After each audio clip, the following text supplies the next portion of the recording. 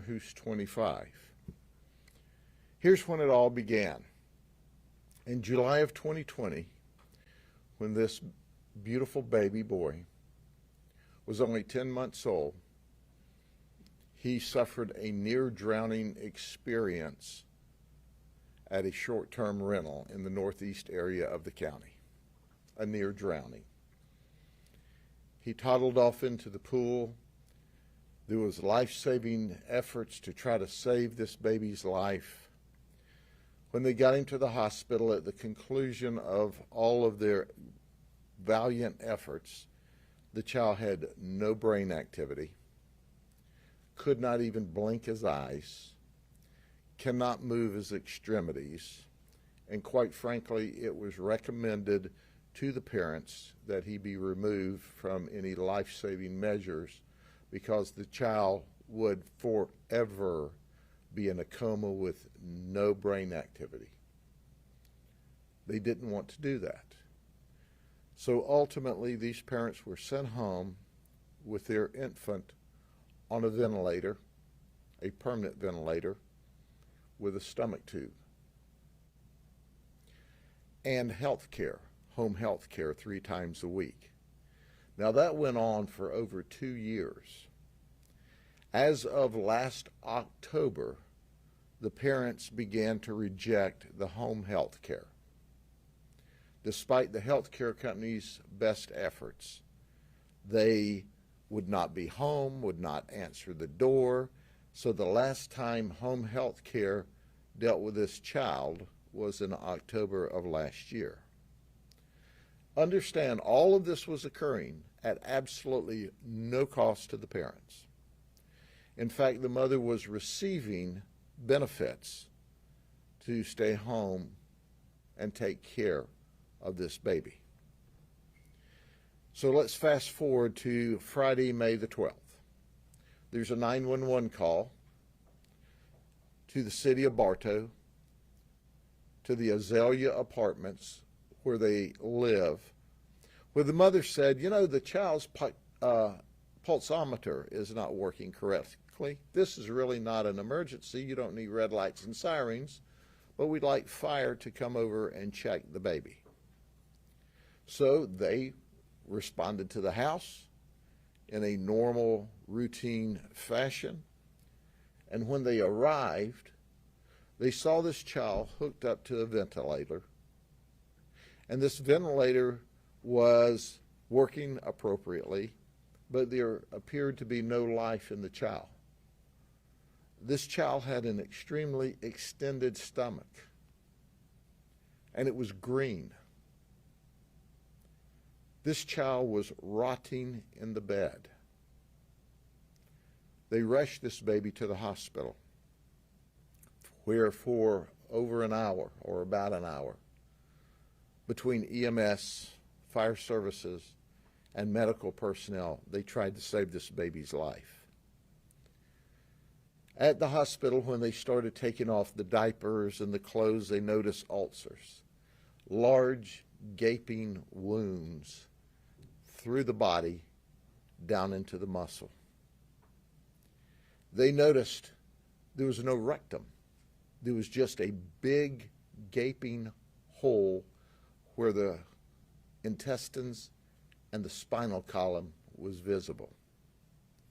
They notified the Bartow Police Department, who immediately said, hey, we need the sheriff's office to assist us.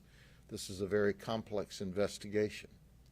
So our homicide team responded. We noticed immediately the child smelled of decomposition.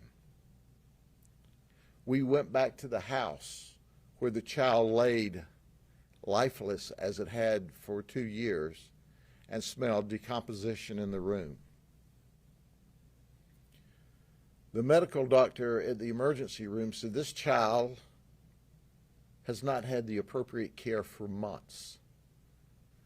The medical examiner at the autopsy said the child had sepsis, bilateral pneumonia, stage 5 ulcers, obvious not child neglect. So we talked to the parents and we go, what is going on here? They said, well, they didn't want DCF to take their children, so they didn't call. But they had tried to get more home health care. So we introduced ourselves to the potential health care providers, and they said, we accepted them. We went there and wanted to see the child. They said, don't wake the child up today. This is just an introduction.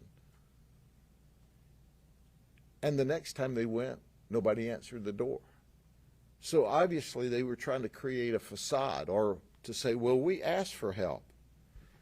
They let this baby rot and die in its bed. I've done this for 5 decades. I have seen thousands of children abused, hundreds of children murdered at the hands of parents. I have never seen the horror that we saw with this poor child at the hands of these two folks. I talked to all the detectives in the room. Have you ever seen anything like this in your life? No one has.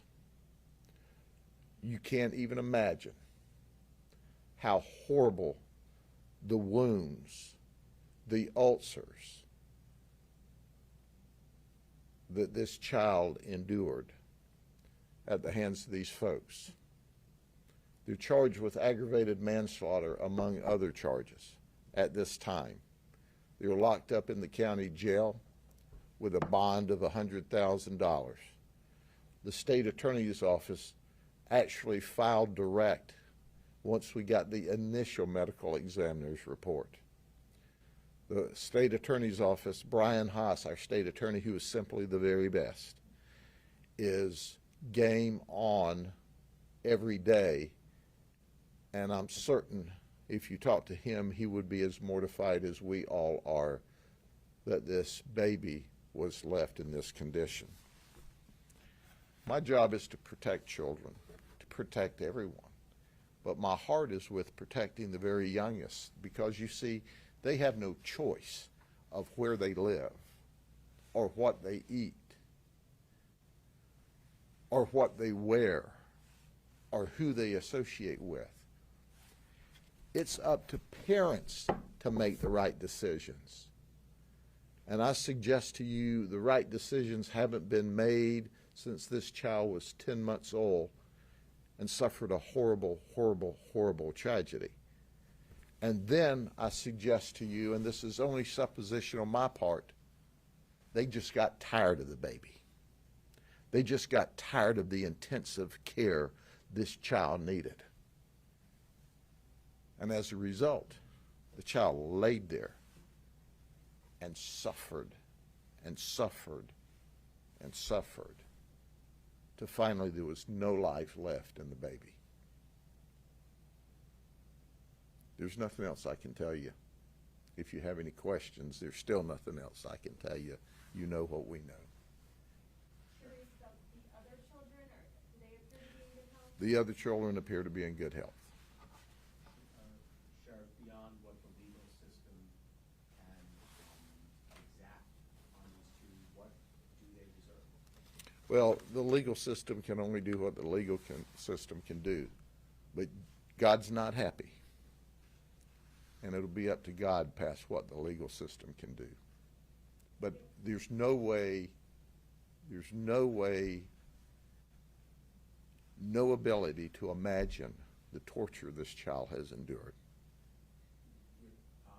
I'm not exactly sure how to phrase this, but is there any part of you that says at least the child appears to have been unconscious for this entire time? The indication to us is the child has been comatose from the very beginning, to the point there was no reaction. The child couldn't even blink his eyes. So my prayer would be that the child was in a deep enough state that he wasn't aware that was of what was happening to him. But I don't know that. You mentioned that they were concerned about DCF taking the other children away. Do you know of any other interaction with DCF over the years they've had, or would that be their first go? I would be hesitant to release the DCF information. I think once before they had an investigation way back in the day, but nothing significant. So is there a chance that these children will be removed from? Well, first off, they have to be removed because they're in jail, and ultimately, our goal is to send these folks to prison for just as long as we can send them to prison. And then from there, God's got to take over. But I've never seen, there's not words to explain this. There's not words to describe this. You think in this world we live in, it's impossible for parents or anyone to treat a child like this. They let this baby lay in that bed and rot to death. Were you able to look at pictures? All of them. The pictures were horrific. It was even more horrific for my detectives and supervisors who were there and had the horrible stench to go along with it. It is just, there's no words to explain it. And I've seen some really bad stuff in my career. I have never seen anything like this. You will never unsee this. If you live to be 100 years old, you will never unsee this. What do you say to parents out there, who feel overwhelmed? This is an extreme case, I get that. But what do you say to parents out there who may be feeling overwhelmed with a child who has special needs or other very difficult obstacles in life? Well, parents who feel overwhelmed, who have children that are presenting challenges for them, there's help. You only have to reach out. We live in a wonderful state. We live in a wonderful community. We live in a wonderful country. No child has to be left in this condition. No child.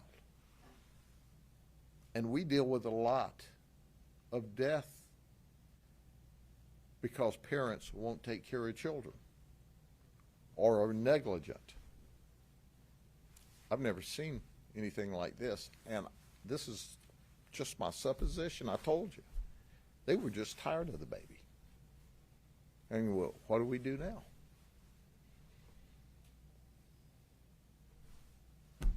It's bad. We'll see you on the next one. I'll promise you it won't be as bad as this one, no matter how bad it is. Take care.